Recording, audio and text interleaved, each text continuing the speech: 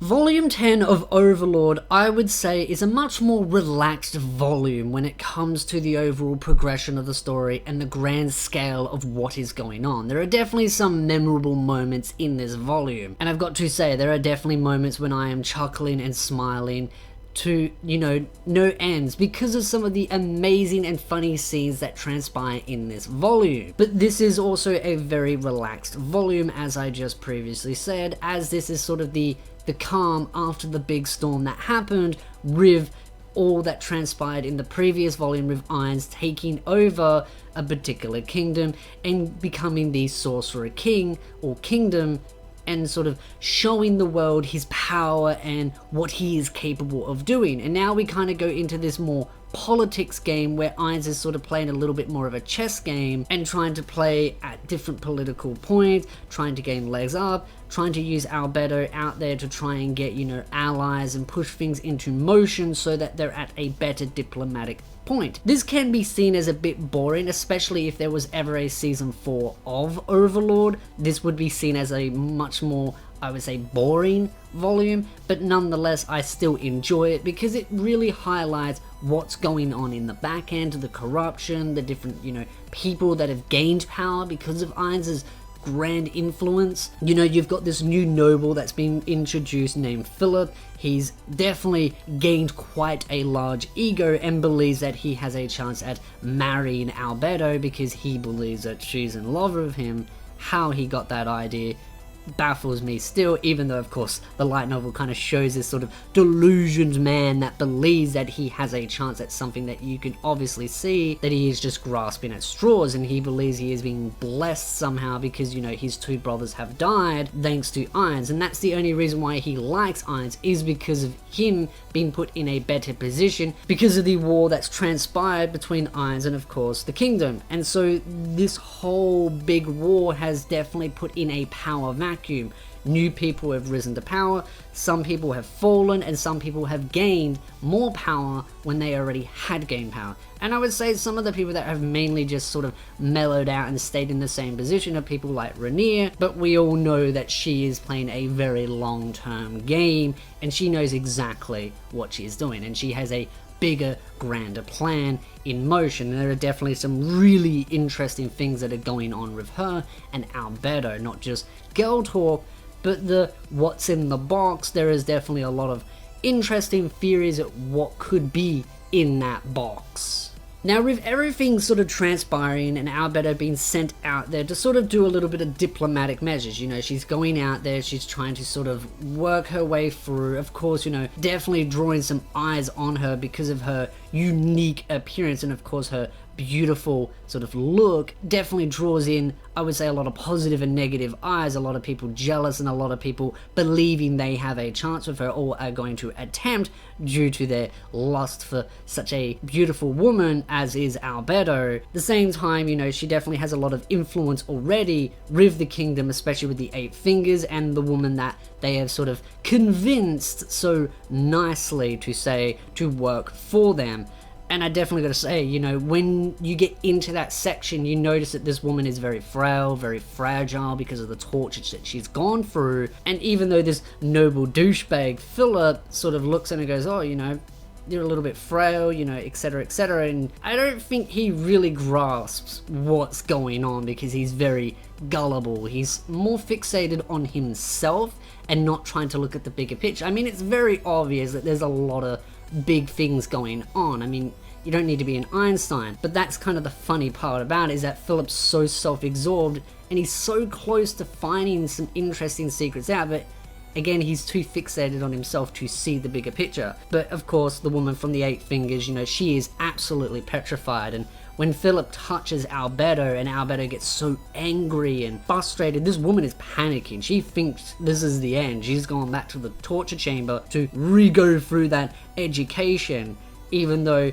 her colleagues from the 8 fingers has been going through that torture as well, and now the 8 fingers are quite easily following the wishes of Ainz and the Great Tomb's best interests. But I gotta say, this really shows a lot of the tug of wars going on, it shows a lot of the politics. As I said before, as much as that can be seen as boring, I find it quite interesting because it shows the repercussions, it shows the rippling effects. There's a lot of balance in these volumes, and that's what I like. You know, there's definitely some good action scenes, there's some good politics scenes. It's not all just action, it's not just all politics, there's a balance. The other thing to also note is with everything going on and how Momon has agreed to join Ainz as a sort of a you scratch my back, I scratch your back, as this whole sort of, you know, fiasco's gone on in this fake charade of Ainz and Momon pretending to work together even though they're both the same person, and Pandora's actor is helping play that whole act. The one thing I kind of found interesting is how Evil Eye is trying to find Momon to try and ask some questions of why are you joining, why are you helping Ainz, and trying to gain a better understanding of what's really going on. And I feel like Evil Eye is definitely going to run into some interesting situations if you have read the previous volumes, where a particular young bug girl named Entima wants a rematch with her. And of course, some people believe that Evil Eye has died, but in fact Evil Eye is still alive, she's still out there, and that rematch is still yet to happen. The other thing that also was going on just before all the politics and all that, we kind of get a little bit of a glimpse of Ainz going through some of the paperwork, dealing with some of the politics, working with Albedo and all those, and just him improving his leadership skills. He's not just learning how to deal as a more heavy up leadership role, dealing with more responsibilities, also dealing with managing sort of situations where, you know, Albedo is not willing to see, you know, criticism in Ainz, and so he's using clever tactics of creating ways of suggesting ideas but not making it seem like it's his idea. For example, you know, he has sort of like a collection box of ideas and he's allowing anyone to put them in, but he's putting most of his ideas in there and saying, hey, look at this random person's idea, what do you think of it, Albedo? And Albedo goes, no, that's a terrible idea, who would think of that? Realizing it's actually Ainz that came up with the idea. And I think it's a clever way of using their intelligence to the fullest potential without showing it that it's his hand that's come up with these ideas, because if it was him that came up with the idea, Albedo and Demi would never question it, even if it's wrong. As I've said in previous videos, Ainz could say the sky is purple and they will say the sky is purple. He could say the grass is really pink and they would say the grass is pink. Up is down, left and right, he could say a completely opposite and they will say that is law, simply because Ainz deems it so. And so it shows Ainz is, again, using that potential of their knowledge, but pretending it's not his ideas so that they can be critical of it to the fullest potential and utilizing their knowledge so that he can come up with clever ideas without feeling like he could be making mistakes. I think that's a clever way of using leadership skills. I've mentioned that in a previous video and I stand by. I think Ainz is improving very gradually in his leadership skills.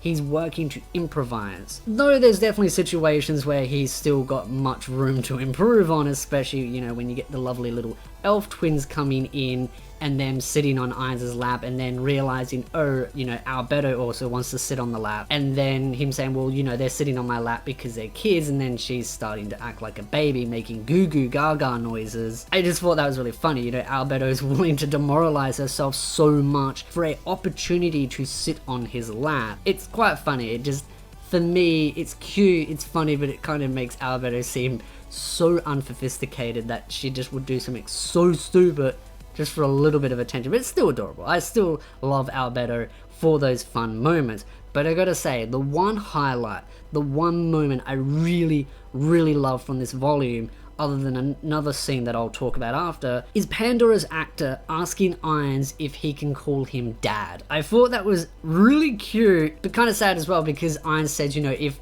you're ever in trouble and I've got to do something else that's more important, I will abandon you. And Pandora's actor is very understanding. I mean, this fella ain't exactly stupid. He's one of the most intelligent individuals, and he definitely is quite a key role in Ainz's plans, and I hope to see more of him because I think there's so much potential locked behind him. And he's a fun character because he's definitely got some interesting quirks about him. You know, he's constantly trying to prove to his father slash Ainz that he is capable of doing some very useful things in helping Ainz's overall vision. That also being said, there's definitely some interesting moments where Pandora's actor says and does stuff that's kind of a little bit weird, but that also evolves into Ainz. When he created Pandora's actor, Ainz was going through that whole sort of emo phase. So that's what I love about Pandora's actor. It shows a, I would say, different side to Ainz. It's sort of that different period of life that we get to see of Ainz that we don't see now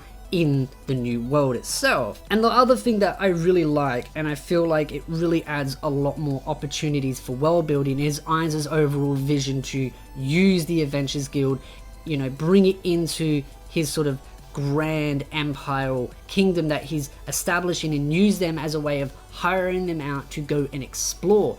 The same way as he's mentioned in his side stories and in the actual light novels previously, is that the game itself that he came from is extremely large and unknown, and there are so many weird and unknown variables out there. There are many different herbs, ores, creatures that are unknown to this world in that game and in the new world. And so Ainz is trying to use this opportunity to explore and gain as much knowledge as possible. Knowledge is power. I've said that quite a lot throughout my videos, and I think this is still something that Ainz is utilizing on more and more and more. And now that he's got the resources of the Adventure Guild behind him, he is now allowing that to be more useful so that he can go out there and gain that knowledge rather than just letting it sit there and be untapped. He's found a resource and a potential and trying to grasp it, and it's something that's going to be consistently and hopefully evolving throughout the volumes, is that he's going to be constantly reaching out for that knowledge that is just in his grasp. And this is one of the first steps for it. You know, he's trying to get these adventurers because they don't really have any work anymore. What's the point of using them for patrolling, killing, you know, basic monsters, when Ainz can use his unlimited undead army to do that? He doesn't need adventurers for that. He can use them for other things, like exploring the unknown, discovering new herbs, ores, locations, races, and finding what is out there, and the potential of finding maybe other players that are from his previous guild. But the other scene that I really loved, other than the Pandora's actor scene where he was asking Ainz to call him dad, etc., etc., I really love the whole empire going on, and, you know, Ainz going out there to recruit adventurers. He's doing his own objective. He's going out to the arena to sort of build on his overall vision and his plan of exploring the world, as I said before, and of course recruiting adventurers. Little does he realize that his best bum buddy out there, the Emperor, is out there having a meeting with the slain theocracy, the priests of, you know, the holy chapels and everything, and trying to negotiate with them and trying to work with them to try and defeat Ainz. And it's just really funny because he panics because he sees Ainz there and he's thinking, wait, how did Ainz know I was there? But in truth, Ainz just rocked up there and was like, hey, you're here too? Let's have a chat. And then next minute everyone's panicking and he's screaming his lungs off until his head pops off almost, because he's realized that Ainz is there and he thinks that Ainz is just so amazing that Ainz somehow worked this out when it was all just a fluke. I found this really funny, but also kind of sad, because it just kind of shows that some of the weirdest moments happen just by pure coincidence, and it just shows coincidences can happen. But it also works really well in Ainz's favor because he just gives up hope. He ends up, you know, deciding, hey, I want to become a vassal of the state. Ainz declines. He sends the paperwork to Demi and Albedo so that that can be done, and very quickly does the Empire end up falling under the Sorcerer Kingdom's heels. And as much as that's kind of sad, because it would have been interesting to see a little bit more like tug of war going on, I think it makes complete sense. I think at the end of the day, he realizes that Ainz is somehow one step ahead. How much of a coincidence that is, and how much of a fluke Ainz pulled that off, to him it's perceived in that way, which makes sense why he's kind of lost hope. And the Slain Theocracy is still trying to piece everything together. The Slain Theocracy really have no idea what's going on, and Ainz's deceptions and some of the little mind games that he's been able to pull off has definitely worked to his advantage. And I mean, that's what's going to keep playing out. And I'm definitely going to say there is going to be a confrontation between Ainz and the Slain Theocracy, and Slain Theocracy are definitely getting one step closer to finally pushing into that. But how that turns out, that's the fun scene that I'm looking forward to.